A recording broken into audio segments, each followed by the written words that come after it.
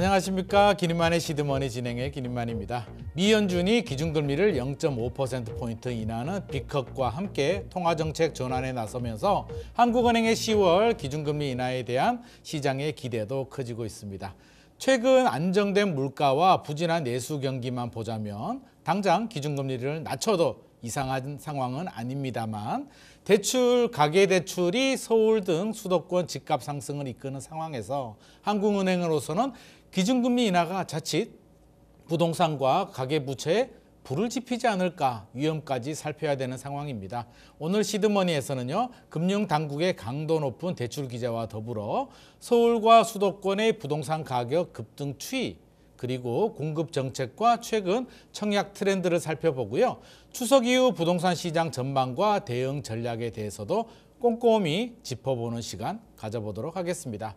스튜디오에는 두성규 대표님, 박상정 앵커님 함께 하셨습니다. 두 분 안녕하세요. 안녕하세요. 네. 자, 추석도 지났고요. 네. 미국에서 놀라운 소식이 전해졌습니다. 그렇습니다. 저는 사실 0.25%포인트 정도 베이비 스텝으로 좀 가볍게 시작하지 않을까 싶었는데 제 예상을 뛰어넘어서 B컷으로 들어갔는데요. 일단 미국은 이제 시작을 했습니다. 그러면 이제 공은 다시 우리나라 한국은행과 우리 시장으로 넘어왔는데요. 일단 뭐 문제는 사실 서울 집값인 것 같습니다. 부동산이 문제인데 서울 부동산 시장부터 한번 체크를 해볼게요. 오르는 서울 집값에 금융당국이 이제 9월부터 스트레스 DSR 또 은행 자율 규제라고는 하지만 저는 뭐 자율은 아닌 것 같습니다만 강도 높은 대출 규제를 하고 있는데요.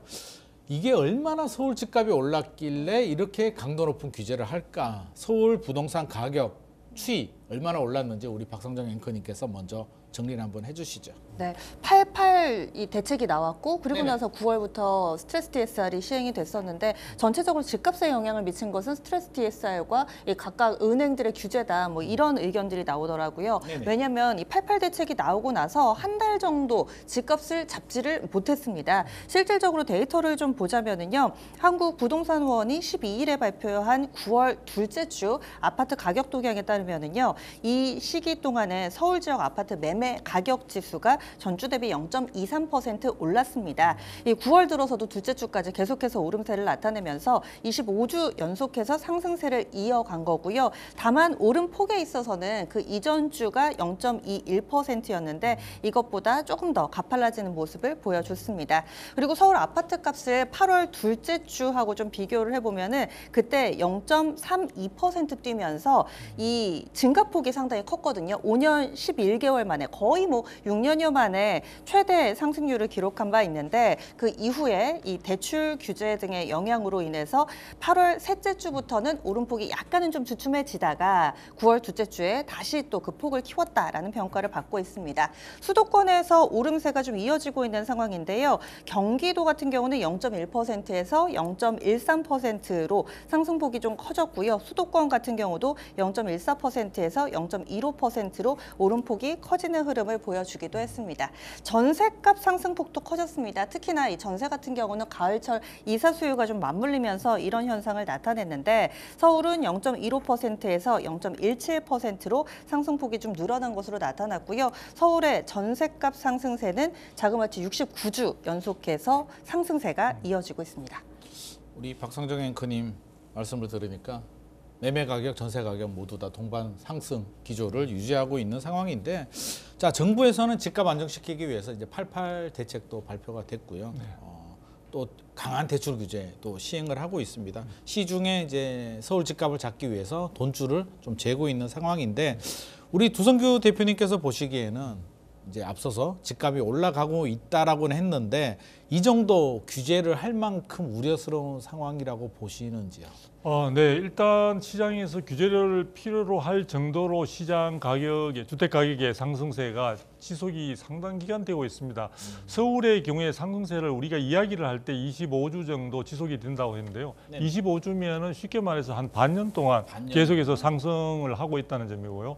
그 다음에 상승하는 것만 문제가 아니라 상승폭이 굉장히 이제 최근에 와서는 커지고 있다는 점이거든요. 그래서 한 주당 상승폭이 0.2%씩 오른다는 것은 굉장히 큰 폭, 이것이 52주 1년간 누적된다고 계산해 보게 되면요, 연간 상승률로 따질 때 굉장히 큰 상승폭을 보여준다고 볼 수가 있습니다. 그래서 이런 부분들이 상승세를 보이는 이유 중에서 가장 대표적인 것은요. 시장에 있어서 결국은 장기적인 관점에서의 수급 불균형에 대한 우려감들을 정부가 전혀 그 부분들을 갖다가 해소해 주지 못하고 있다는 점이 아닌가 이런 생각이 듭니다. 그리고 실질적으로 이제 주택 내 집 마련을 위해서 많이 기다리고 계시는 무주택 서민들이 계시는데요. 그분들은 이제나 저제나 지금 여러 가지 그동안의 고금리 기조 하에서 굉장히 큰 부담을 안고서도 내 집 마련을 하기 위해서만 준비 중이신데요. 이렇게 대기하는 동안에 드는 주거 비용 자체도 전세 시장 조금 전에 말씀하셨다시피 69번 구주째, 69주째 전세 가격이 상승하다 보니까 지금 대기하고 있으면서도 굉장히 고통스러운 상황이 진행이 되고 있거든요. 자, 이런 가운데 대기하면서 고통스럽고 주거 비용도 많이 드는 가운데 들려오는 소리라고는 내가 신규의 주택을 마련했을 때 그동안에는 보면은 분양가가 저렴했기 때문에 오랫동안 고생을 하셨더라도 내 집 마련이 되었을 때 그때 주변 시세와의 이른바 시세 차익이라고 하죠. 그런 부분에 대한 만족도가 굉장히 컸다고 할 수 있는데요. 최근에는 이 분양가가 그동안의 공사비 급등 등으로 인해서 굉장히 높아지고 있는 상황들입니다. 그러다 보니까 서울 같은 경우에도 지금 사실상 얼마 전까지 3.3제곱미터당 4,400만 원 선을 넘었다고 이야기를 하는데요. 굉장히 단기간에 올랐던 부분과 최근에 와서는 강남 지역의 분양이 계속되면서 실질적으로는 지금 평당 그 주택 가격 신규 분양가가 5천만 원을 넘었다는 이야기 등도 나오고 있습니다. 그래서 이런 부분들에 의해서 시장이 굉장히 주택을 마련하지 못한 사람들은 마음이 좀 급한 상황이고 주택을 가지고 계신 분들은 이렇게 이제 이번에 본격적으로 미국의 금리 인하가 시작이 되면서 향후에 개시될 저금리 시대의 새로운 어떤 도래 이런 부분들에 있어 어느 정도 좀 기대감을 갖고 보고 있는 이런 점들이 있다 보니까 이런 부분들이 향후에 부동산 시장에는 제가 볼 때는 조금 부담스러운 쪽으로 즉 가격 자체의 상승 기대감이 더 큰 가운데 금리 인하 자체가 주택을 마련하시려는 분들에게 부담을 좀 경제적인 부담을 줄여주는 이런 부분들이 믹스되면서 전반적으로 시장은 조금 더 상승 분위기가 고조되는 쪽으로 가지 않을까. 그래서 정부는 아마 이런 부분들을 가지고 있기 때문에 이번에 지금 9월 1일부터 스트레스 DSR 2단계가 시작이 됐는데요. 내년 7월 달에 스트레스 DSR 3단계를 조금 당길 수도 있다는 그런 관측까지도 나오고 있습니다. 그래서 이런 부분들이 과연 정부가 이러한 금융 대책 혹은 대출 규제로 시장을 안정시킬 수 있을지는 좀 지켜봐야 되는데 저는 그렇게 큰 기대를 하고 있지는 않습니다. 정부 금융당국이 열심히 하고 있는데 큰 기대를 하지 않는다는 그런 또 말씀을 해주셨습니다. 전체적인 부동산 시장 상황을 쭉 정리를 해주셨는데요. 일단 우리 전세에 사시는 또 서민들, 세입자들 굉장히 좀 힘든 상황이고 집값도 올라가고 있기 때문에 여러 가지 좀 어려운 상황인데 이럴 때일수록 이제 정부가 강한 대출 규제 할 수밖에 없는 상황인데 사실 대출 규제하면 이게 이번에 뭐 새롭게 나온 대출 규제는 아니잖아요. 과거에도 뭐 여러 번 시행이 됐었는데 집값 뛸 때마다 제 기억으로는 이제 대출 규제 카드가 동원이 된 것 같습니다. 자, 이번에 뭐 효과가 있을지 없을지는 대표님께서는 약간 좀 효과가 좀 약할 것 같다라는 말씀을 해주셨는데 과거 생각을 해보면 또 이게 노무현 정부 시절에는 또 대출 규제가 또 효과가 있었던 것 같기도 하거든요.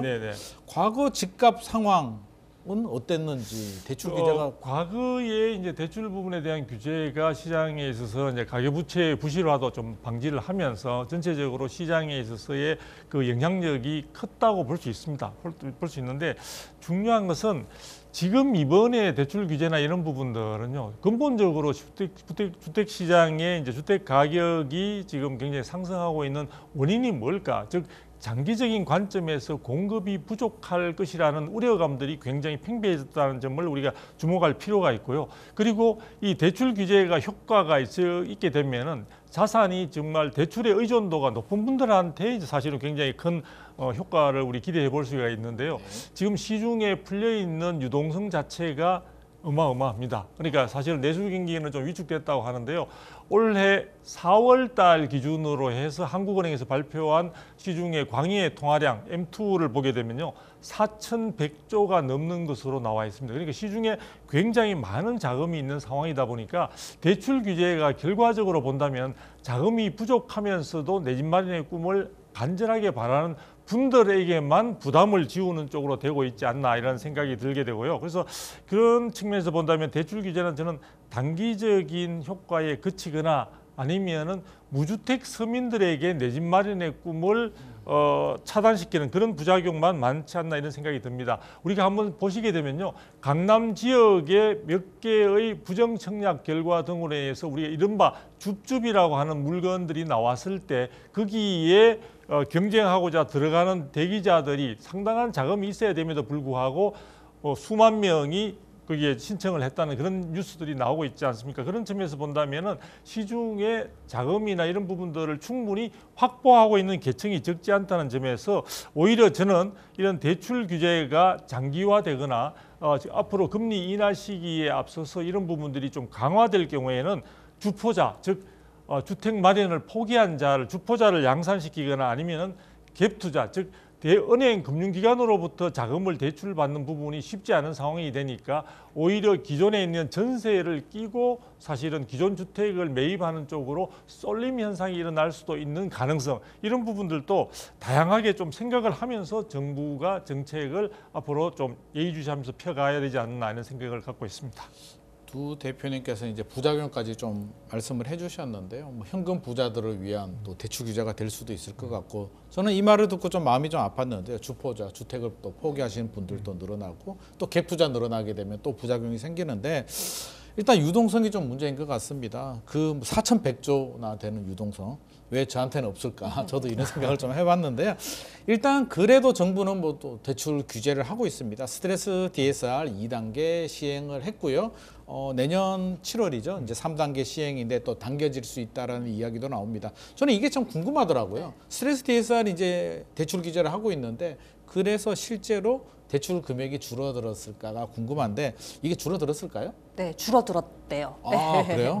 구체적으로 좀 데이터를 보자면요, 스트레스 DSR 2단계 시행되고 나서 대출 규모, 그러니까 시행 첫 주에 가계 대출 잔액이 역대급 증가를 보여줬던 7, 8월보다 약간은 둔화한 것으로 나타났습니다. 지난 5일, 그러니까 9월 5일 기준으로요, 주요 5대 시중은행들 가계 대출 잔액을 보면은 그 지난달 말보다 1조 2,792억 원 늘어났다고 발표가 됐습니다. 지난 7월 달, 8월 달은 막차 수요가 좀 몰리기 때문에 그렇죠. 유난히 좀 많았잖아요. 네네. 7월 달에가 7조 1,660억 원이었고 8월 달이 거의 뭐 10조에 육박하는 9조 6천억 원대로 나왔었는데, 이것보다 사실 근데 지금 말씀드린 1조 2,700 같은 경우는 5일까지의 데이터를 모은 거기 때문에 단순 비교는 아마 힘드실 거예요. 이것도 게다가 가계 대출 잔액이기 때문에 그 중에서 주담대만 뽑아봤습니다. 주담대의 경우에는 지난 5일 기준으로 봤을 때 지난달보다 8,834억 원 늘었대요. 1조도 아니고 8천억 원대로 늘어나게 된 거죠. 그래서 이것을 갖다가 5일간 일평균으로 계산하면은 1,700억 원 정도 됩니다. 그러면 지난달에는 어땠냐? 지난달에는 일평균으로 3천억 원이었는데 지금 1,700억 원대니까 거의 절반으로 절반 중과세가 수준이네요. 둔화됐다. 네, 이렇게 보면 되겠습니다. 그리고 특히 스트레스 DSR 2단계가 시행된 지난 2일부터 5일까지 기준으로는 4,456억 원밖에 늘지를 않았대요. 그래서 확실히 스트레스 DSR을 시작하고 나서는 좀 줄어든 부분들이 눈에 띈다, 이렇게 볼 수가 있겠고요. 그리고 이 막차 수요 몰렸던 그때하고 좀 비교를 해보면은 8월 마지막 주에는 이 규제가 시행되기 직전이기 때문에 주담대 규모가 2조 9천, 거의 3조 가깝게 막차 타는 물량이 3조였답니다. 근데 시작하고 나서는 1조도 안 되니까 얼마나 이렇게 또 수요가 시기에 따라서 많이 달라졌는지 알 수가 있는데요. 그런데 이와 관련해서 전문가들은 신청하고 나서 실행까지 한 2주 정도 걸리니까 9월 말쯤은 돼야지 이것이 추세적으로 줄어드는지 아닌지 알 수 있다. 뭐 이런 의견들도 함께 나왔습니다. 말씀하신 내용을 들어보면 뭐 줄어드는 거는 뭐 분명한 사실인 것 같습니다. 지금 분위기를 봐도 그렇고요. 일단 단기 급등에 대한 피로감도 좀 있는 것 같고요. 좀 지켜보자. 또 우리 추석 연휴도 있었기 때문에 9월은 줄어드는데 중장기적으로 9월만 볼 것이 아니라 10월, 11월 줄어들어야 되는데 이게 미국이 또 비컷을 했기 때문에 또 하나의 변수가 될 것 같습니다. 자, 이걸 두고 아마 정부는 이렇게 또 자평을 할 것 같습니다. 88 공급 대책과 은행 대출 규제의 영향으로 안정을 찾고 있다라고 이제 자평을 할 것 같은데요. 앞서서 이제 두성규 대표님께서 좀 약간 냉소적인 냉정한 판단을 좀 해주셨는데 부동산 시장의 이런 대출 규제, 88 공급 대책이 실제 변화의 분위기가 있을까요? 그러니까 88 대책을 우리가 이 안에 내부적으로 들여다보게 되면요. 결국은 중장기적인 측면에서 공급 부족을 해소할 수 있는 방안들이 뚜렷한 어떤 방안이 없다 보니까 그 부분들에 대해서 이제 시장에서 대응할 수 있는 수단들을 모두 다 모아본 것 같습니다. 그래서 단기적으로는 부동산 시장에 주택을 충분히 공급하기가 쉽지 않은 상황에서 좀 시간을 공급할 수 있는 시간을 좀 줄이기 위한 측면에서 이제 비아파트 중심의 공급 부분에 대한 어떤 계획들을 갖다 많이 출연시켰고 내놓았고요. 그다음에 이제 중장기적인 측면에서 충분히 정부가 안정적으로 공급할 수 있는 부분들 그런 부분들과 관련해서 이제 그린벨트 해제 문제까지 들고 나온 바가 있습니다.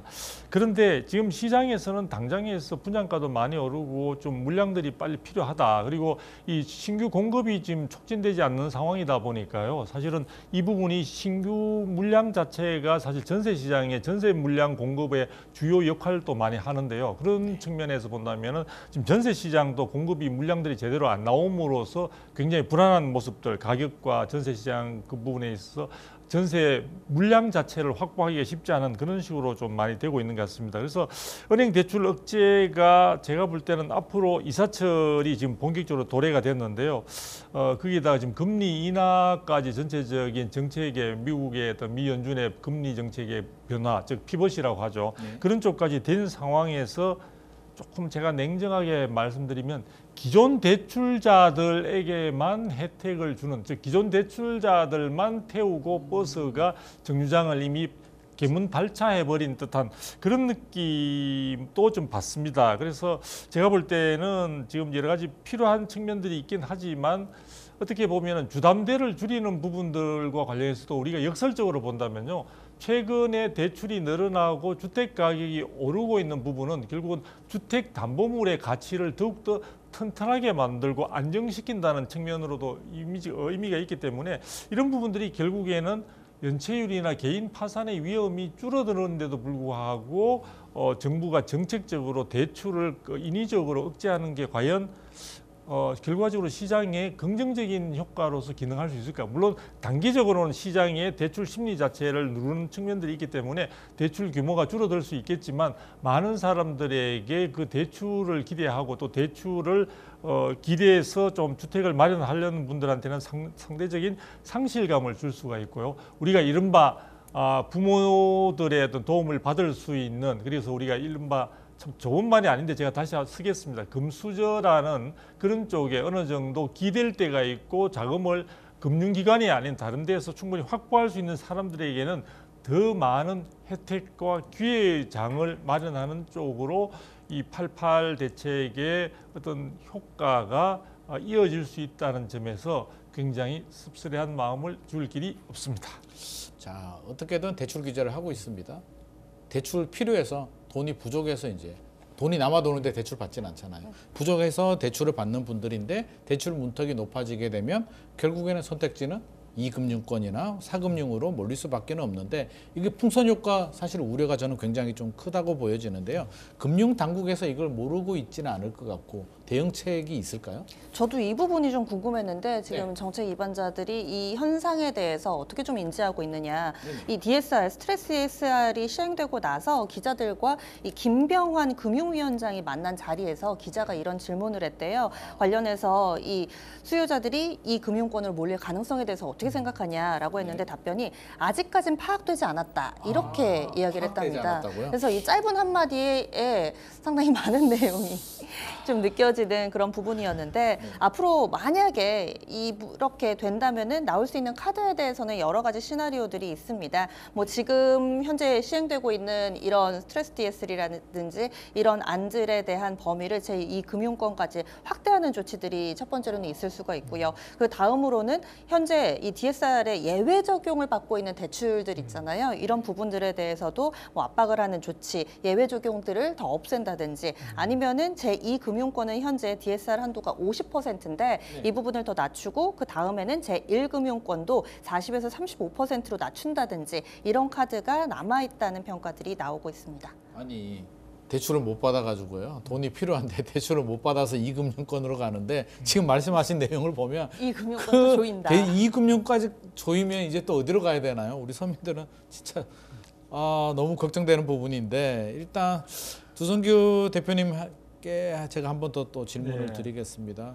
일단 대출 규제 강화됐잖아요. 예. 우리 서민들은 돈이 필요합니다. 네. 그러면 우리가 이제 뭐 집값이 오른다 내린다 이런 얘기들도 하지만 사실 정보 제공도 좀 해줘야 되거든요. 알짜 정보. 스트레스 DSR을 규제를 덜 받으면서 향후에 금리 변동을 감안한 최적의 대출 전략 방안이 뭐가 있을까요? 제가 볼 때는 찾기가 쉽지 않은 상황인데요. 않다고요? 지금 부익부 빈익빈 형태의 그 이런 상황들이 부동산 시장뿐만 아니라 결국은 금융시장에서도 사실 그 자리 잡고 있는 그런 모습들을 보여주고 있는 것 같습니다. 그래서 제가 지금 질문에 답을 하기 위해서는 결과적으로 본다면은 지금 여러 가지 방송을 보고 계신 시청자분들이 이런 대출과 관련해서는 정말 창구에서 상담을 제대로 이제 받으셔야 될 것 같은데요. 일단 제일 중요한 것은 스트레스 DSR 부분에 대해서 많은 분들은 이게 전문적인 용어고 이러다 보니까 그냥 관심을 두지 않고 대출이 그냥 억제되고 규제된다는 쪽만 관심을 두고 있는 것 같습니다. 그런데 보시게 되면요. 지금 2단계 그 스트레스 DSR 규제가 9월 1일부터 시행이 되고 있는데요. 지금은 주로 은행권 같은 경우 제1금융권입니다. 은행권 같은 경우에는 주택담보대출에 주로 적용이 되고요. 신용대출의 경우에 있어서는 1억 원이 넘는 그런 경우에 이제 적용이 되고 있습니다. 그리고 제2금융권 같은 경우에 있어서는 주택담보대출에만 적용이 되고 있습니다. 그러니까 그 부분을 좀 벗어난 쪽, 예를 들면은 신용대출 같은 경우에 1금융권 같은 경우에는 1억 원 이하의 금액 부분들 그리고 제2금융권 같은 경우에는 신용대출 부분들이 이런 스트레스 DSR에서는 벗어나 있는 상황이다 보니까 그런 부분들을 자신이 갖고 있는 그런 그 여러 가지 여건이나 요건들을 갖다가 잘 조합해서 이런 부분들을 좀 본격적으로 적용을 할 필요가 있다. 그리고 지금 표에도 지금 나오고 있지만요. 스트레스 DSR 3단계가 적용되게 되면은 기본 스트레스 금리 즉 1.75%가 본격적으로 100% 내년에 적용될 경우에 생각할 때는 거의 대출 자체가 지금보다 금액 자체도 줄어들 뿐만 아니라 대출 자체가 굉장히 힘들어지는 상황으로 전개될 수 있습니다. 그렇기 때문에 이런 부분들을 잘 감안을 하셔가지고 그 틈새 시장을 노려야 된다. 그냥 제가 한번 참고적으로 말씀을 드리면요. 이번에 2단계 스트레스 DSR로 인해서 은행권 및 제2금융권의 주택담보대출 유형에 따라요. 약 40% 정도 한도가 줄어드는 극단적으로 보면 그런 경우까지 등장을 하고 있고요. 신용대출 같은 경우에는 기존에 자기가 기대했던 것보다 12%나 줄어드는 효과가 나타나고 있다고 합니다. 이 부분이 내년에 7월에 가서는 더욱더 많은 부분에 있어서 사실은 본인이 기존에 기대했던 것보다 절반 이하의 대출밖에 가능하지 않은 상황으로 몰릴 수 있기 때문에 그런 부분들이 현재 트렌드의 주택 가격 자체의 분양가라든지 시세 상승까지 감안하게 될 경우에는 내년에는 아마도 절벽 앞에 서는 그런 어떤 절망감에 사로잡힐 수 있으니까요. 현재의 그 스트레스 DSR 부분에서 내가 가지고 있는 소득이나 그다음에 신용대출이나 기존에도 자동차 대출 이런 부분들이 없는지 그런 부분들을 잘 면밀하게 검토를 하셔가지고 정말 제대로 된 전문가와의 상담이 필요하다. 그래서 단순히 일방적인 전체적인 방향성에서만 검토할 것이 아니라 개인별로 구체적인 그런 상담을 꼭 하실 것을 보내드리고 싶습니다. 요즘 창구지도라고 하잖아요. 네네. 은행 자율에 맡기면서 은행별로 다르기 때문에 박 대표님께서도 말씀을 해주셨듯이 은행마다 다 다르거든요. 그래서 좀 힘드시더라도 바쁘시더라도 은행 창구별로 각 은행 방문을 해서 자신한테 맞는 대출 전략 꼼꼼히 세워 보시는 것이 좋을 것 같습니다. 뭐 결국에는 저는 문제는 공급인 것 같습니다. 결국에는 우리 대출 규제만으로 사실 모든 문제를 해결한다는 것 자체가 굉장히 난센스고요. 일시적인 효과는 있을 수는 있겠으나 결국에는 이제 공급 문제를 좀 숨통을 좀 틔워줘야 되는 부분인데 사실 윤석열 정부도 처음부터 이제 공급에 대해서 굉장히 좀 강조를 좀 많이 했습니다. 270만 호 공급 계획도 발표가 됐고요. 최근에 88 대책도 나왔는데 일단 윤석열 정부의 주요 공급 대책 한번 정리 한번 해보는 것도 좋을 것 같습니다. 네, 굵직하게 총 4번의 부동산 대책이 나왔다고 볼 수 있을 텐데요. 임기 초에 2022년 8월이었습니다. 그때 이번 윤석열 정부의 첫 번째 주택 공급 대책이 발표가 됐고 그때는 아무래도 임기 첫 번째였기 때문에 큰 얼개를 그렸다. 뭐 이 정도로 받아들이시면 될 것 같아요. 향후 5년간 그러니까 2023년부터 2027년까지 서울에 50만 호를 포함을 해서 우리나라 전체적으로 270만 호 주택을 공급하겠다라는 점이 그때 당시에 2022년 8월 달에 발표됐던 내용의 골자라고 할 수 있습니다. 그리고 나서 이듬해인 2023년 1월 3일에 발표된 게 13대책이었습니다.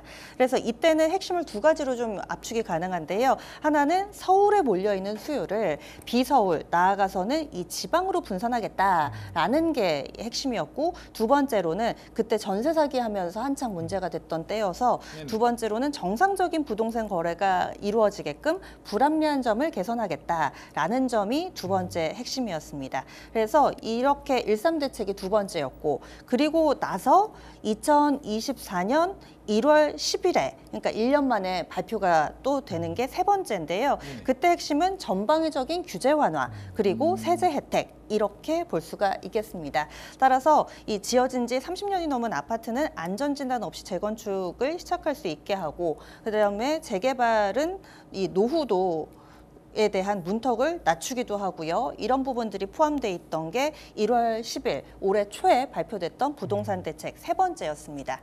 그리고 최근에 나왔던 게 이 88 부동산 대책이었는데 여기에서는 서울과 서울 인근 지역의 그린벨트 해제 이 부분이 상당히 좀 이슈가 많이 됐잖아요. 그래서 그린벨트 해제에서 이 8만 호 택지 공급하고 그리고 이 중에 2만 호는 뭐 신혼이나 출산 다자녀 가구를 위해서 분양 임대주택에 공급하도록 추진을 한다. 이런 내용 포함됐고요. 역시나 이번에 88 대책에도 이 재건축 재개발 사업에 대해서 소요 기간을 대폭 줄인다거나 이런 식으로 공급을 하겠다라는 내용이 포함돼 있었습니다.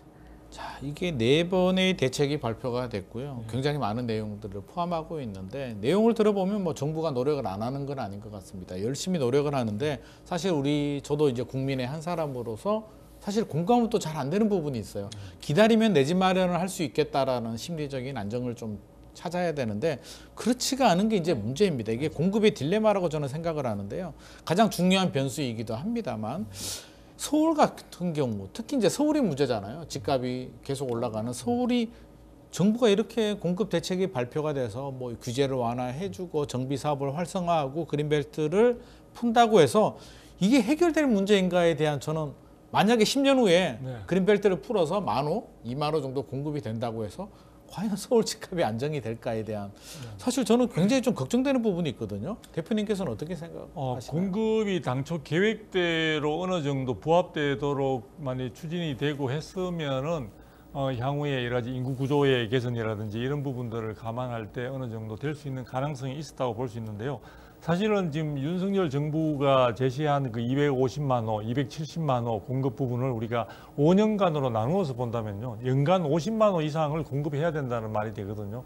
그렇게 하기 위해서는 사실은 우리가 뭐 그 당시 야당 같은 경우에도 이제 대선 과정에서 뭐 300만 호가 넘는 어떤 물량들을 약속하기도 했는데요. 그것이 실질적으로 현실적인 어떤 많은 분들이 기대하는 만큼이 되기 위해서는 굉장히 많은 전 어떤 정부적인 어떤 그런 지원 체계가 구축이 되고 거기에 많은 분들이 이제 협력해야만 가능하다고 볼 수 있는데요. 그 부분은 현재로서는 정말 기대난이다라고 볼 수 있습니다. 왜냐하면요. 지금 우리가 주택 공급과 관련해서 4가지 지표를 사용하고 있는데요. 인허가라든지 착공이라든지 분양이라든지 그다음에 준공 이렇게 하는데 우리가 일반적으로 주택을 우리가 체감할 수 있는 완성된 상태가 이제 준공이라고 볼 수 있고요. 첫 단계 단추를 갖다가 시작하는 게 인허가 단계라고 볼 수 있는데 현재 지금 윤석열 정부가 출범하고 난 뒤에 인허가 부분이 굉장히 지금 떨어지고 있는, 낮춰지고 있는 상황이다 보니까 중장기적인 측면에서 사실은 충분한 주택 물량을 기대하기가 쉽지 않은 상황들입니다. 그래서 지금 서울 같은 경우에는 예를 들어 본다면요, 내후년 6년 정도에 가서는 완성된 준공 물량 자체가 시장의 서울 시내의 경우에 평균적으로 연평균 한 4만 호 내외가 필요하다는 점을 감안할 때 10,000 호 이하로 떨어질 가능성들이 대단히 많기 때문에 향후에 공급 부분과 관련해서는 사실 기대할 것이 별로 없는 상황이다. 그리고 이런 부분들을 갖다가 서울의 공급 부분의 부족 현상들을 사실은 재건축이나 이런 재개발 공급 활성화로 사실 메우려고 했었는데요. 그런 부분들이 중간에 공사비 급등 등으로 인해서 오히려 현장마다 속도감이 굉장히 떨어지고 있는 부분들은 더욱더 향후의 미래 부분에 대한 암울한 어떤 그런 상황을 만들게 하고 있고요. 그리고 그 서울의 공급 자체가 되지 않을 경우에 서울에 인접한 지역들, 즉 3기 신도시 개발을 통해서 뭔가 전반적으로 공급 물량과 함께 시장의 어떤 큰 어떤 기대감들을 불러일으키는 그런 사업들이 현재 추진 중인데요. 그 속도감이나 이런 부분은 기대에 사실은 굉장히 못 미치고 있는 그런 상황들입니다. 그다음에 양도세 부분은 지금 한시적으로 예외적으로 지금 내년 5월까지 지금 중과 다주택자의 중과를 면제해주고 있을 뿐인데요. 사실 양도세 부분에 기존의 기본 세율을 적용하는 부분도 OECD 회원국들 가운데 우리나라가 만만찮게 상위에 랭크되어 있습니다. 그래서 이런 점들을 감안하면 이런 장벽들, 거래의 장벽들을 조금 무너뜨려주고 기존 구축들이 물량으로서 시장에 좀 많이 나올 수 있도록 한다면은 이런 부분들이 전세 시장의 압박에 의해서 매매 시장의 가격이 자꾸 밀어 올라가는 이런 부분들의 여러 가지 현상들도 다소나마 완화시키면서 앞으로 미래의 어떤 주택 시장의 안정을 기다려 볼 수 있는 그런 쪽의 구조로 될 수 있지 않을까라는 생각에서 말씀을 좀 드려봤습니다. 기존 주택을 적극 활용해야 된다라는 말씀도 해주셨고요. 저는 이제 제 고향이 지방인데 추석 때 이제 올라올 때 보니까 차가 엄청 많이 막히더라고요. 그런 생각이 들었습니다. 이렇게 지방에 거주하시는 분들이 이렇게 올라와서 많은 서울의 수요가 되다 보니까 서울 집값이 올라가지 않을까. 결국에는 수요 분산, 지방의 경쟁력 강화, 결국에는 일자리거든요. 그래서 이런 정책들도 장기적으로 좀 해주면 좋을 것 같습니다. 자, 그래서 가장 중요한 건 이제 내 집 마련해야 되잖아요. 네. 그래서 뭐 거래량, 가격 변수 다 고려했을 때 내 집 마련 언제가 최적의 적기일까요?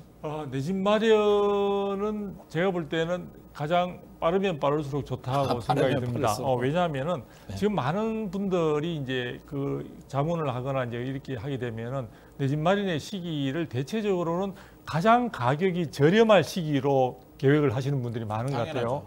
근데 그 말에 전제되는 것이 뭐냐면 내가 내 집 마련을 통해서 주거 안정을 내가 도모하겠다라고 하면서 그 산 주택 자체의 가격도 많이 올랐으면 좋겠다. 근데 제가 볼 때는 그게 약간 투기적인, 투자적인 그런 어떤 의도가 있는 것이 아닌가. 그래서 제가 생각하는 것은 뭐냐면 지금 질문하신 것 중에 실수요자라면 실수요자. 언제 내 집을 마련하는 게 좋은가? 저는 가능한 한 빠른 시간이 좋을 것 같다. 왜냐하면 향후의 시장 자체의 공급이 원활하지 못할 가능성 등, 그다음에 지속적으로 지금 현재의 가격 자체가 상승 분위기 속에 조금 근접하고 있는 이런 부분들을 감안할 때 저는 빠를수록 좋다는 생각이 들고요. 하나 참고하실 부분은 지금 서울의 주택 가격이 굉장히 전 지역에 있어서 다 오르고 있는 상황들인데요. 그 지역의 이변에 있어서는 수요가 서울 시내에만 수요가 있는 것이 아니라 지금 말씀하신 대로 지방에서도 올라오고 있고요.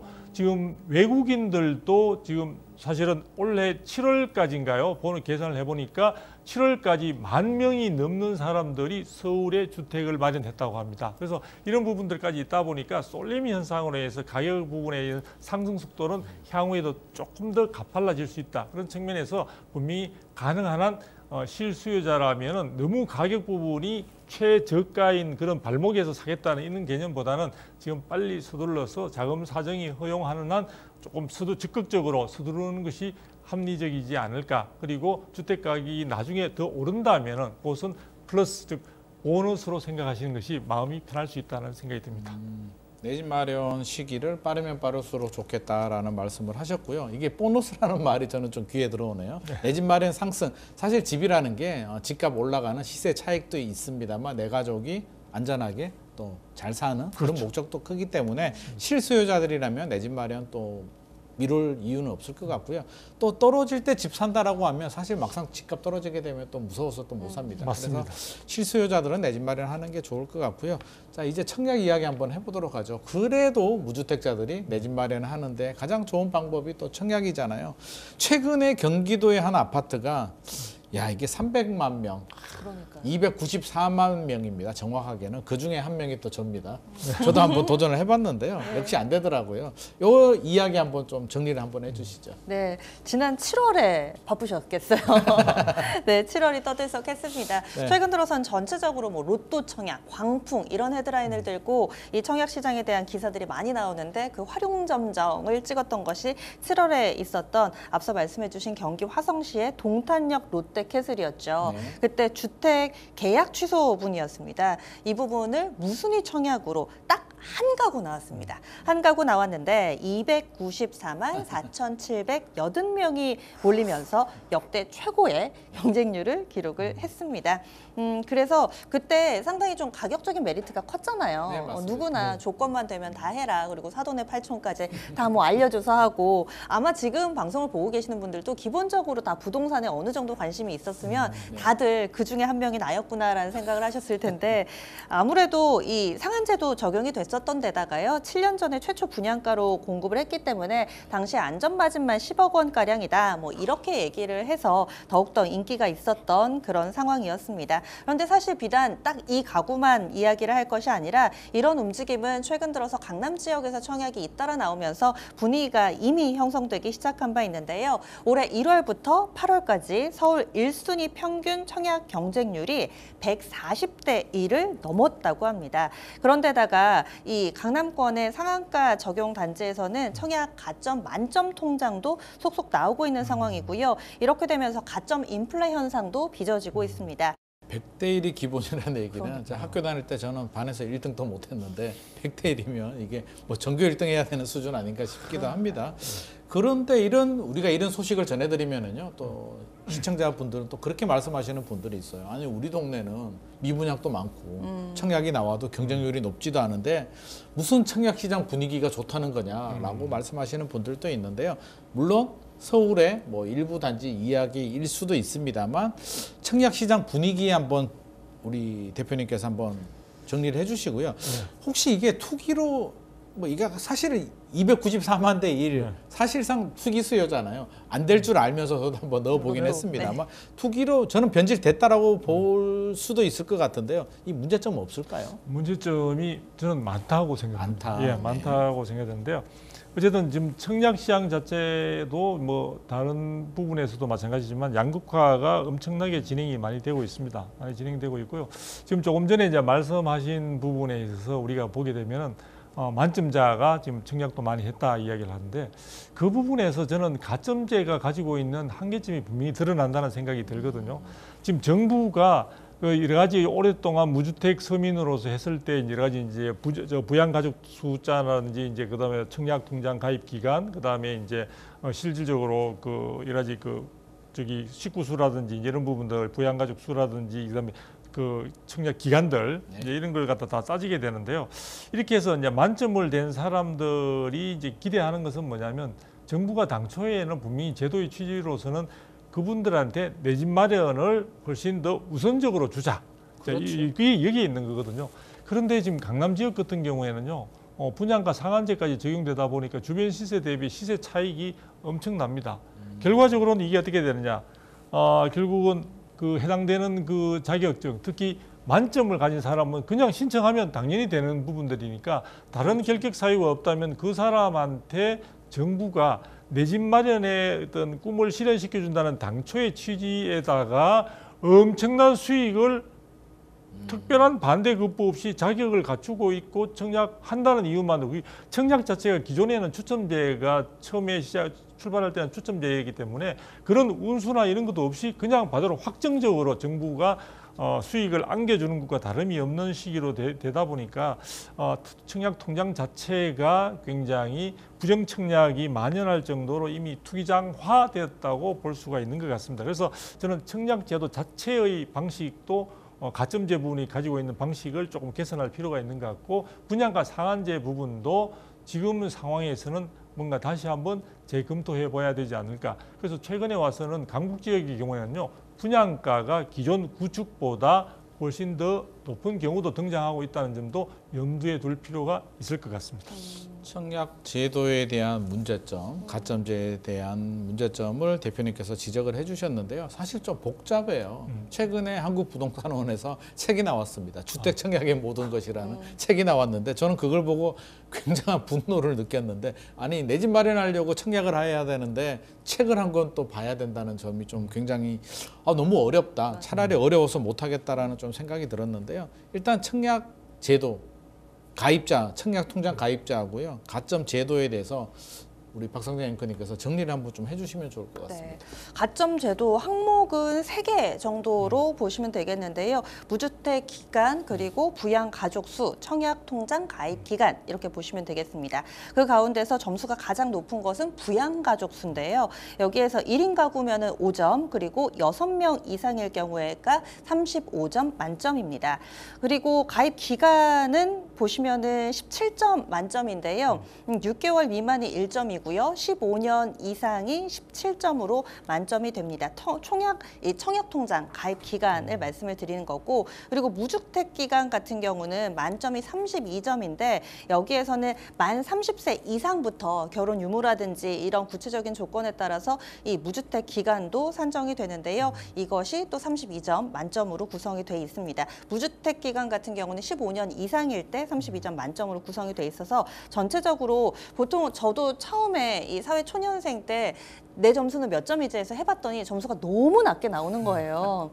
그래서 되게 슬퍼하고 있었는데 또 옆에서 해주는 말이 만점이 100점이 아니라고. 근데 아마 방송 보시는 분들은 다 아시겠지만은 그렇습니다. 이 만점이 100점은 아니고요. 이렇게 해서 각각의 항목이 좀 정해져 있습니다. 그런데 이와 관련해서 이 청약통장 기능 강화 전략이라는 게 또 발표가 됐습니다. 그래서 최근 들어서 조금은 달라진 점이 있다면은 아무래도 현재 정부가 이 출산을 권장을 하고, 그리고 또 이 신혼부부의 혜택을 많이 주려는 여러 가지 정책들을 쓰는 그 일환으로도 볼 수 있을 텐데요.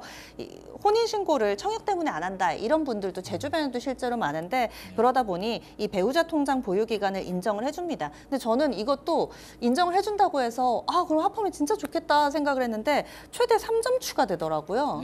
네. 그런데다가 이 청약 통장 같은 경우는 제 나이대나 뭐 30, 40대 같은 경우는 만점 통장들 꽤 있거든요. 그렇기 때문에 이게 3점 추가해 주는 게 그렇게까지 메리트인가라는 생각이 개인적으로는 좀 들었고요. 그리고 또 청약 통장에 넣어놓은 돈, 이것이 그냥 묶어놓는 것이 아니라 이에 대한 금리도 좀 올려주겠다. 그리고 소득공제 금액도 혜택을 좀 더 높여주겠다. 이런 내용들이 포함이 돼 있습니다. 그럼에도 불구하고 정부가 이렇게 청약 통장에 대한 기능 강화 전략을 발표한 이유가 있는데요. 부동산원에 따르면은 7월 말 기준으로 주택 청약 종합 저축 가입자 수가 총 2,548만 9천 명 가량입니다. 그러니까 2,550만 명 가량으로 집계가 됐는데요. 이것이 6월 달 대비로 감소한 수치고 또 전년 대비로도 좀 감소한 수치라고 합니다.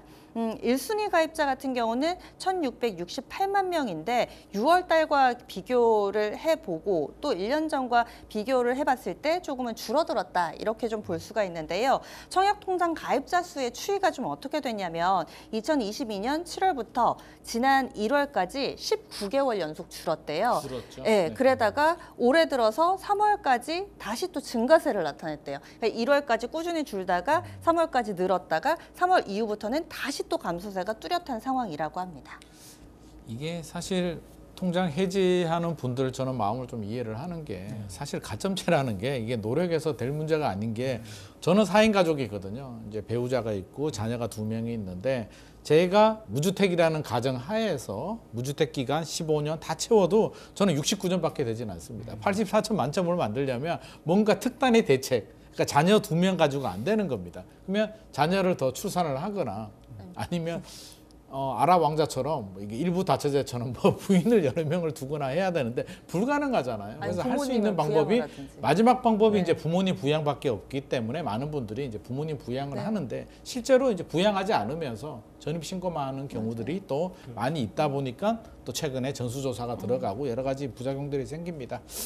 그래서 저도 이제 박사님께서 말씀하셨듯이 이제 폐지해야 된다, 또 이런 개선해야 된다는 부분에 적극 공감을 하는 부분이고요. 앞서서도 이제 대표님께서 잠깐 언급을 해주셨는데 이게 분양가 상한제가 사실 문제가 있잖아요. 이게 지나치게 눌러버리는. 사실 취지는 굉장히 좋죠. 우리가 선분양 제도이기 때문에 분양가가 올라가게 되면 주변 집값을 자극을 해서 같이 올라가는 이 부작용을 막자는 취지는 저도 굉장히 적극적으로 공감을 합니다만 사실 지금 상황을 보게 되면 강남에 나오는 아파트들은 다 로또.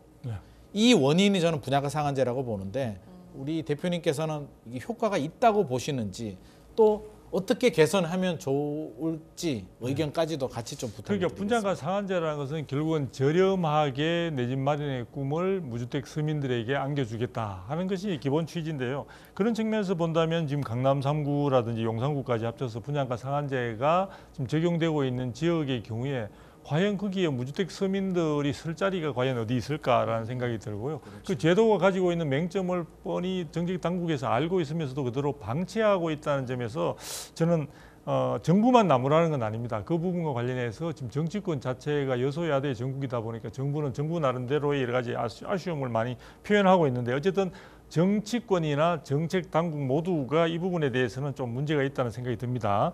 일단 그래서 지금까지 보게 되면 분양가 상한제는 결국에 있어서 신규 분양받는 주택의 가격 자체가 제도적으로 누르다 보니까 주변의 시세 대비해서 약간 그동안에 보면 한 30% 저렴했던 것 같아요. 네네. 그 부분이 이제 당첨이 됐을 때는 내 집 마련이 됐다는 그 부푼 마음과 함께 그다음에 시세 차이까지 기대해 볼 수 있다는 묘한 그런 심리까지 이제 가미시켜서 많은 사람들로 하여금 주택 시장에 중독되게 만드는 현상도 저는 불러오고 있다는 그런 좀 생각이 들고요.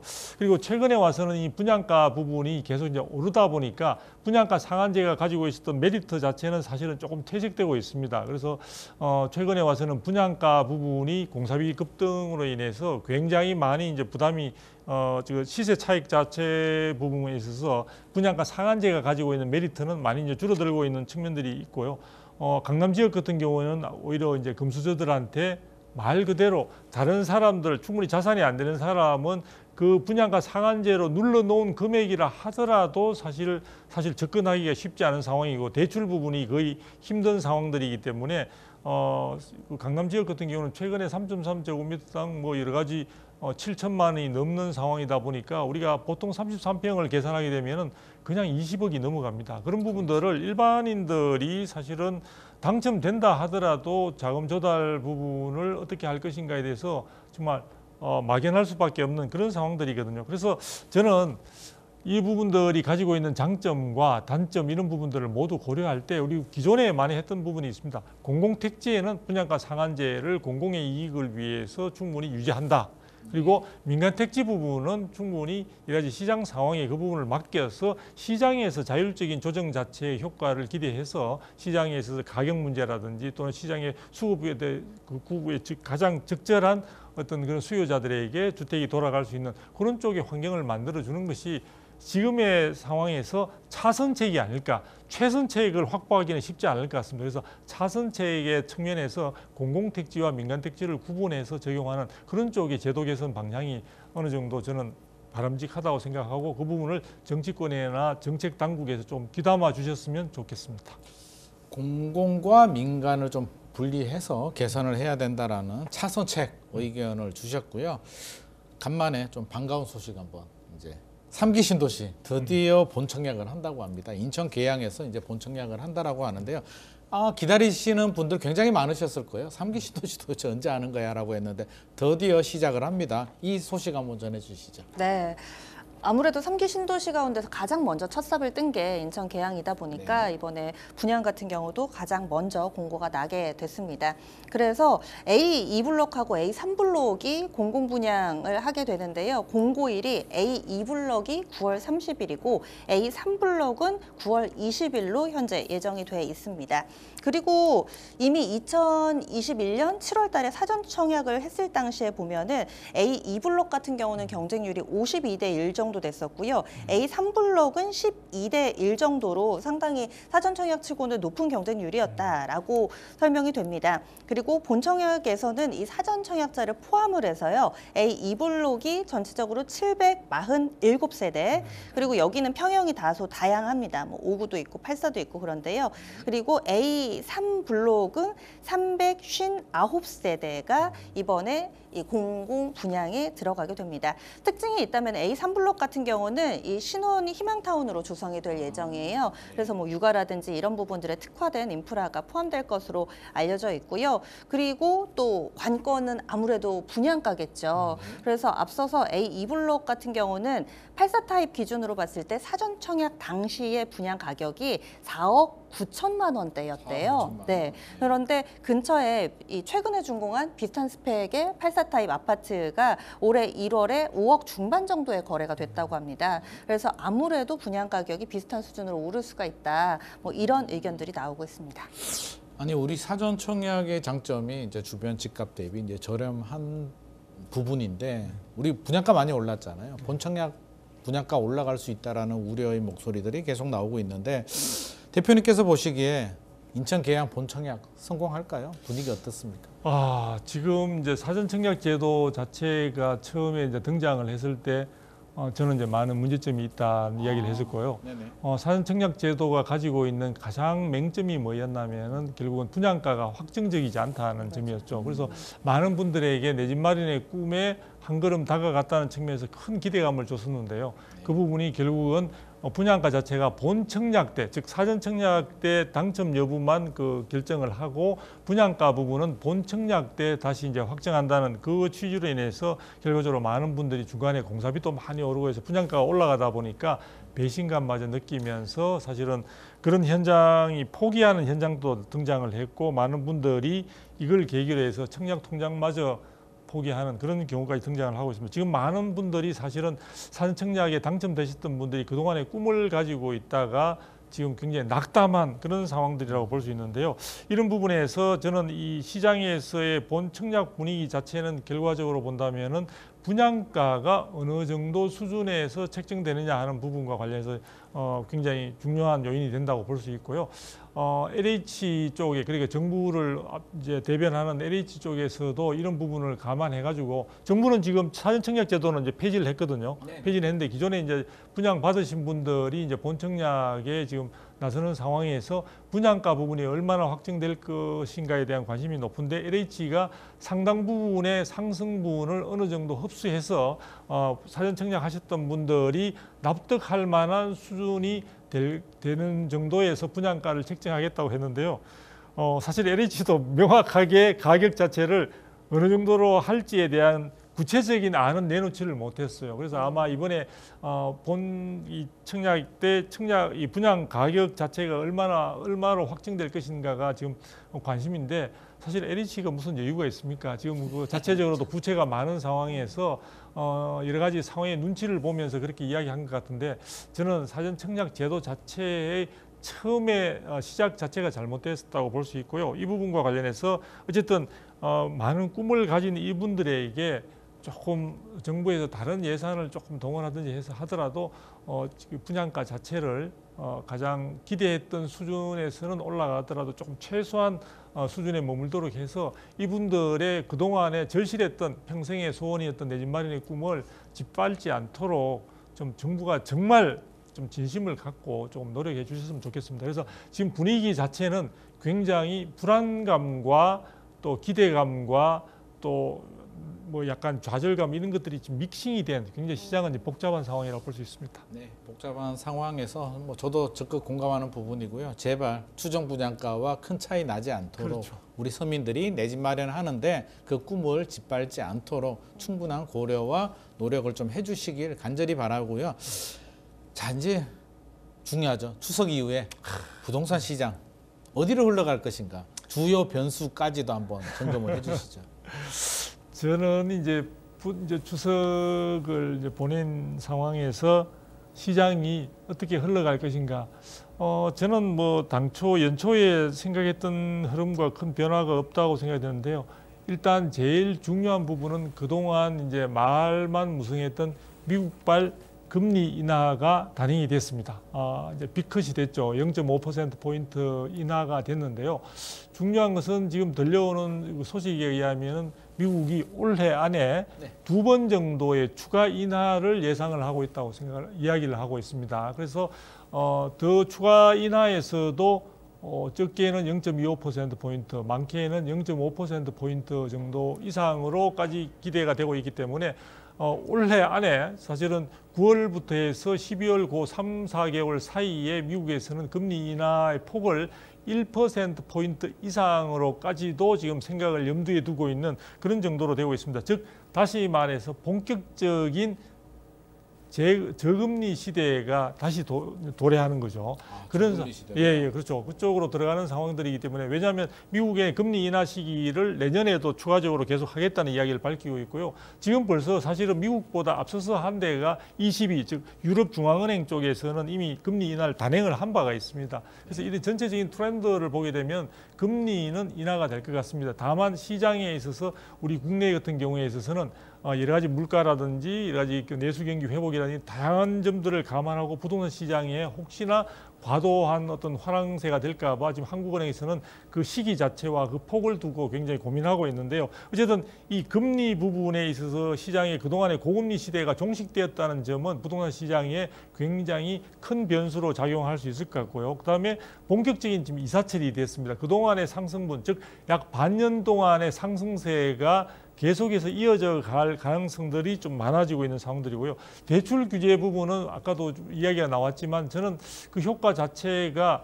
내년에 3단계까지 스트레스 DSR 제도에만 의존해서 정부가 전체적인 부동산 시장을 안정하는 수단으로서는 조금 효과는 제한적이지 않을까라는 생각을 해보고 있고요. 그리고 제일 우려되는 부분은 결국은 부동산 시장의 가격 부분들의 지속적인 상승 여부를 좌우하는 것은요. 결국은 전세 시장의 전세 가격 자체가 무주택 서민들이 거주하는 가운데 얼마나 많은 압박 요인으로 작용하느냐 하는 부분이 굉장히 중요한 부분인 것 같습니다. 그리고 전세 시장의 동향은 그동안 우리 부동산 시장에 있어서 선행 지표로서의 사실상 기능을 해왔다고 볼 수 있기 때문에 전세 시장이 얼마나 안정되어야 하느냐 하는 부분인데요. 지금 전세 시장 자체가 물량도 별로고 전세 가격도 높은 가운데 향후에 준비되고 있는 신규 분양 시장에서 사실 전세 물량들이 많이 나오게 되는데요. 신규 분양 그 현장들이 지금 그렇게 기대할 만한 곳들이 많지 않습니다. 그리고 또 강남에 모여 있는 상황들이고 하다 보니까 이 전세 시장의 동향 자체가 전반적인 부동산 시장의 가격을 조금 더 상승 쪽으로 무게 중심을 두는 그런 어떤 자극제가 되지 않을까 싶어서 좀 걱정스럽습니다. 그래서 많은 분들이 기대하고 계실 건데요. 그 기대라는 말은 내 집 마련의 기회를 지금 추석 이후에 본격적으로 조금 내가 발걸음을 하겠다 생각하실 건데 생각보다 여건은 만만치 않은 것 같습니다. 자, 추석 이후 부동산 시장 금리와 전세가 주요 변수가 되겠다라는 말씀을 해주셨고요. 내 집 마련하시는 분들의 고민은 더 깊어갈 텐데 앞서서도 이제 필요한 분들 내 집 마련이 준비되신 분들이라면 또 내 집 마련 열심히 준비를 하시는 것이 좋을 것 같습니다. 자, 이상으로 기린만의 시드머니 마무리하도록 하겠습니다. 오늘 다양한 말씀 전해주신 두 분께 감사드립니다. 네, 오늘 두성규 대표님, 박상정 앵커님과 함께 다양한 이야기 나눠봤는데요. 저희는 다음 이 시간에 더 재밌고 더 알차고 새로운 이슈로 찾아뵙도록 하겠습니다. 시청해주신 여러분 감사합니다.